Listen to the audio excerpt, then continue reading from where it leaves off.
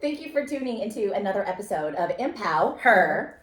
I am Cynthia Day. And I'm Maria Day. And together we own and operate a luxury residential and commercial real estate company called Trusted Results Realty Group. Find us on www.trustedresultsrealty.co, where you can find every episode of Empower Her on our website as well as on YouTube. And please make sure that you go to our Facebook page, Empower Her, as well.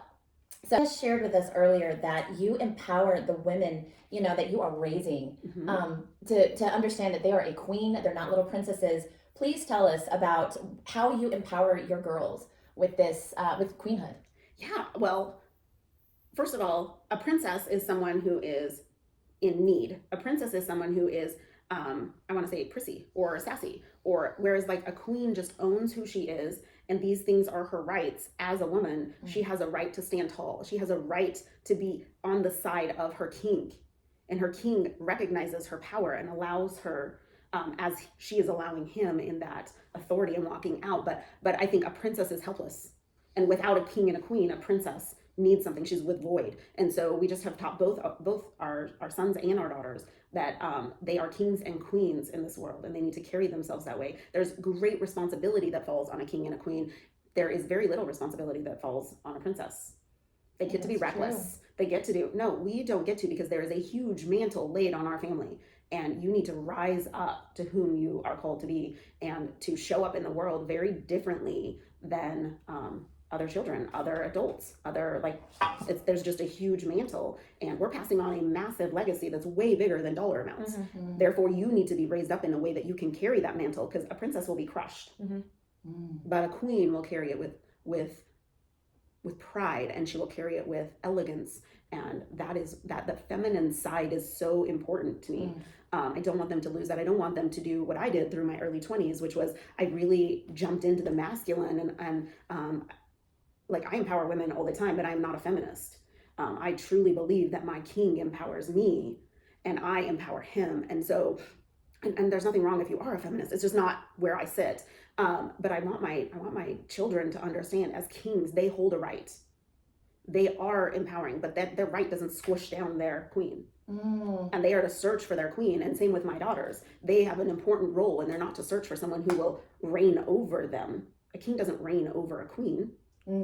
Right? But they are equal partners, and they are ruling their world. And so that's just, anyways, that's so beautiful. That's how we raise them. We want them to look for someone who's going to have that same understanding and that same absolutely. Onus. And if you don't know what you're looking for, you'll never catch it.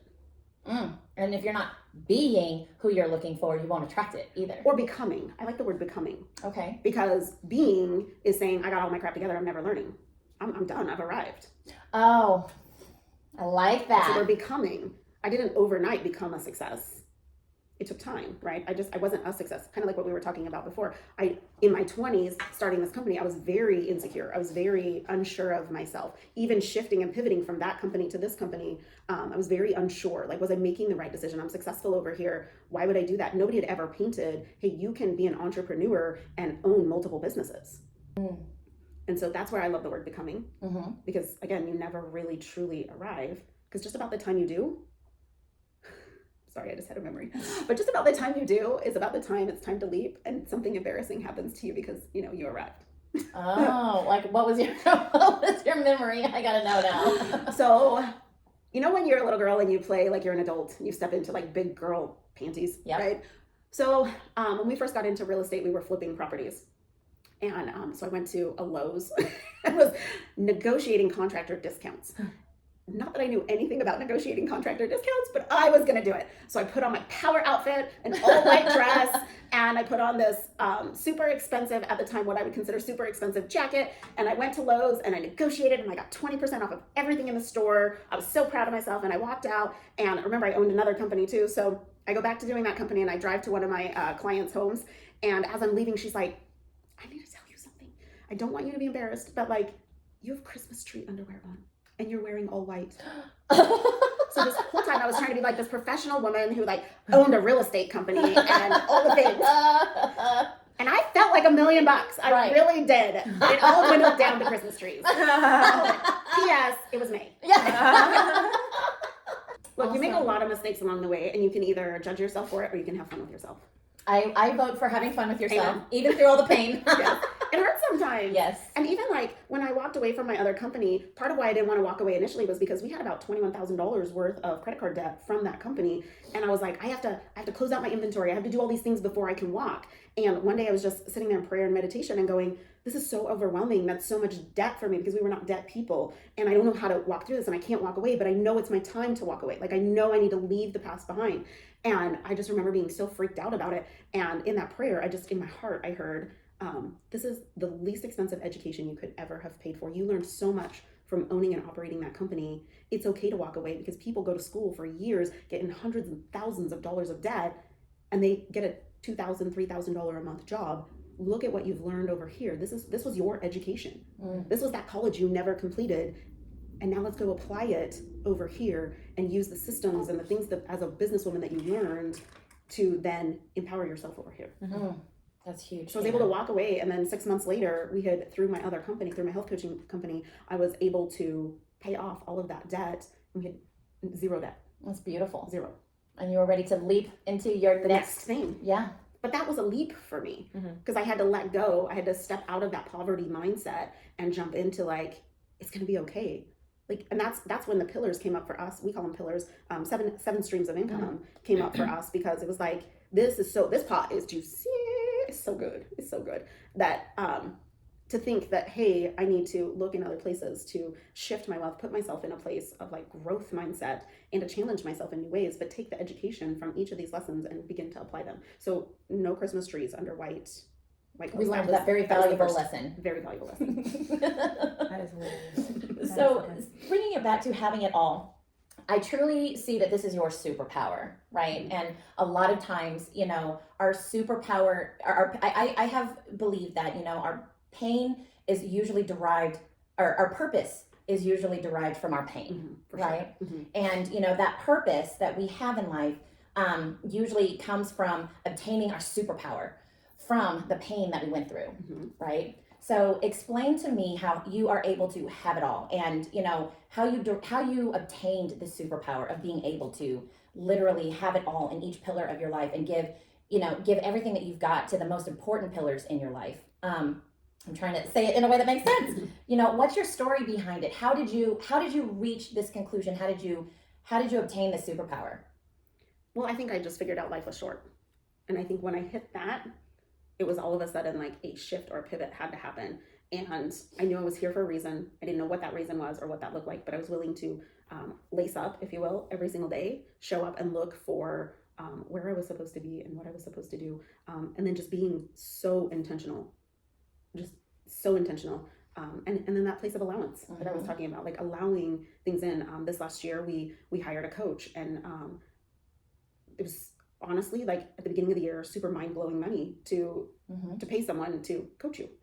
Like, this is crazy. Like, people pay this to, like, we need to take that leap. And this is where I feel that's necessary. And in that allowance, in that seed of faith that we put down, what transpired is, and I was thinking about this morning, I'm a 5 a.m. girl. So like my body just turns on at 5 a.m. So at about 6:50 this morning, when I was still in bed, which is not my normal, I could hear my nanny outside getting the kids ready for school, doing all the things.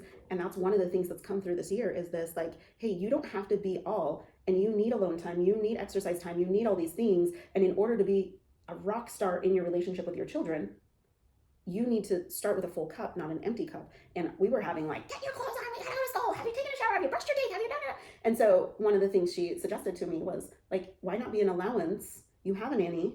Why not just shift her hours to where she gets the kids up and does those things? And then I sit down normally I'll sit down with a cup of coffee and just chat with my kids while they're eating the breakfast that she made them. That's beautiful. Right? That is But being in beautiful. that place of allowance of like, yeah, that makes sense. You know what's so cool about having a Wow. coach? Well, I mean, like, it's okay. Like, what's really cool is that I'm like a bow and arrow, right? It's a short distance going back, but when you release it, it's further Right. than the pullback, than the shortness. So it's like the short thing to the long thing. And like having it all is, well, how far of a scope can you see? And what can you see in your scope? And what you see in your scope is your all, until you have a coach come and be like, how about go here? Yeah. And then you go, boom, oh, I could have that too.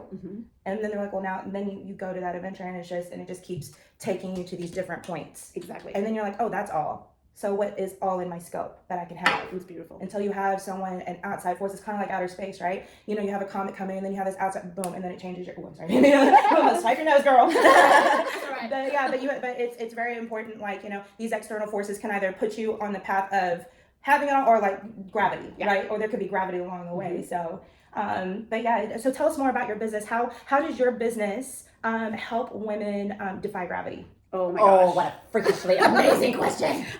Well, I will say, one, we help them to put their body in prime. So ultimately, at the end of the day, a lot of women base their worth on how they look in a mirror, and we shift and pivot that thinking. So it's not about what you look like in a mirror. It is more about how are you feeling? What energy do you have? Are you sleeping well? Are you getting enough water in your day? How's your skin? How is it's about whole health. Dehydrated. Yeah, like most people don't drink enough water. Most people don't eat consistently. They choose based on emotion. They drink too much wine. They indulge in chocolate one too many times. And it's like someone said to me the other day, well, first of all, I get paid to stay healthy. So that's like, that's epic right there. Huge motivation. But the truth is, someone said to me, how is it that 11 years later, you're still healthy? And I was like, because I've set these parameters in place. I travel every 2 weeks because my mind chases adventure. I need that adventure thrill, that fun, that time with just one kid or with my husband or as a whole. So every 2 weeks I travel. Well, in the last month I've been in Cancun at all inclusives for two different times. And most people would go, I'm going to Cancun, I'm gonna get sloshed and I'm gonna eat all this terrible food. I'm like, I'm going to Cancun. I want to have adventure. I want to feel amazing the whole time. I want to be clear. I want to actually remember what happened.